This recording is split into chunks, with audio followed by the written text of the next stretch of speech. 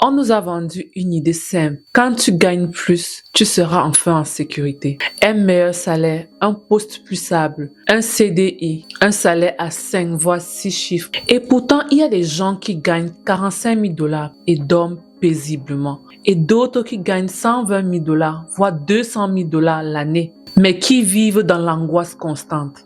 Alors la vraie question, c'est pourquoi le salaire ne crée pas automatiquement la sécurité? Aujourd'hui, on va décortiquer ça structurellement, financièrement et surtout psychologiquement. L'équation le plus de revenus égale le plus de stabilité oublie 3 variantes très essentielles. Ton niveau de dépenses, tes responsabilités financières et surtout ta gestion émotionnelle.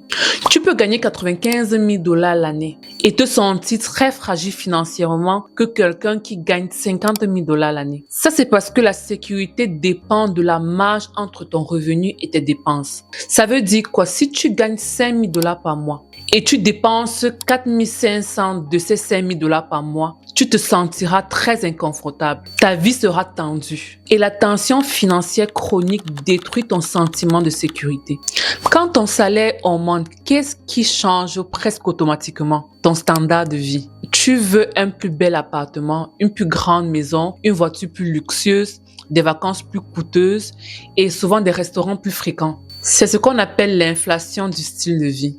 Et je pense que ça nous arrive un peu à tous. Quand ton salaire augmente, tu veux te faire un peu plus plaisir sur ce que tu n'as pas l'habitude de te faire plaisir. Ou alors, tu veux profiter des choses que tu n'avais pas accès auparavant. Ton cerveau adapte ton niveau de normalité. Ce qui était un luxe auparavant devient une habitude. Et ce qui était une exception devient un minimum. Mais voici le problème. Chaque amélioration que tu fais crée une nouvelle dépense fixe. Plus tes charges fixes augmentent, plus ton niveau de stress augmente. La vraie sécurité ne vient pas du niveau de confort qu'on se permet d'avoir, mais vient de la marge qu'on a entre ses revenus et ses dépenses. Beaucoup de personnes associent la sécurité à leur stabilité d'emploi. Mais je veux te poser cette question. Si aujourd'hui tu perds ton emploi pendant 6 mois, combien de temps ton système tiendra? Combien de temps tu pourras continuer à vivre normalement sans ce revenu? Si la question est pas très longtemps ou alors tu t'effondres immédiatement, ça veut dire que ton salaire n'est pas une sécurité. Un salaire même élevé sans réserve crée une dépendance à un flux continu. Et la vraie sécurité, c'est la capacité de pouvoir absorber des chocs.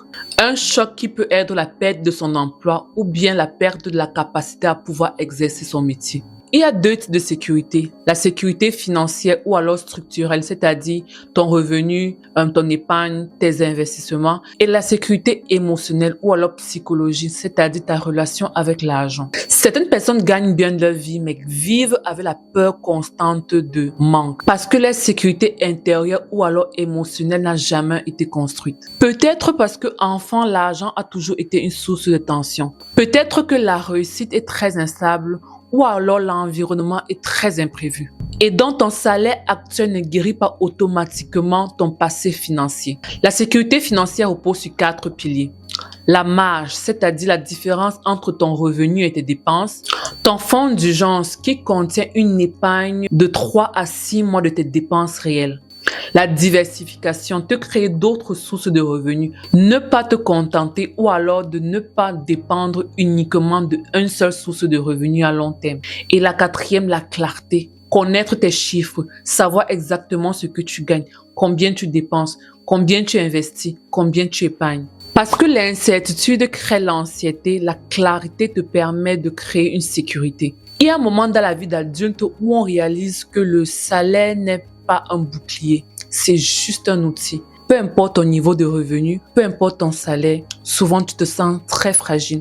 Et tant que tu n'identifies pas les causes de cette fragilité, il te sera difficile de pouvoir créer donc une structure pour te sentir plus en sécurité. Je vais te poser 3 questions maintenant. Si ton revenu s'arrête aujourd'hui, combien de mois tiendras-tu? Ton niveau de dépenses a-t-il changé ou alors augmenté proportionnellement à ton salaire ces dernières années? Et la 3e question, est-ce que tu te sens au contrôle de tes finances ou alors tu as besoin d'un chiffre fixe dans ton compte en banque pour te sentir rassuré. Note-le en commentaire car une augmentation ou alors un salaire élevé améliore ta vie mais ne garantit rien. Une sécurité financière et structurelle se construit intentionnellement. Dans la prochaine vidéo, nous allons analyser les comportements invisibles qui sabotent ta stabilité. Parce que comprendre ton rapport à l'argent est le premier pas pour construire une gestion financière solide. Sur ce, je te dis merci d'avoir regardé cette vidéo. Merci de continuer à avoir ces réflexions avec moi. Je te dis à la prochaine pour une autre vidéo.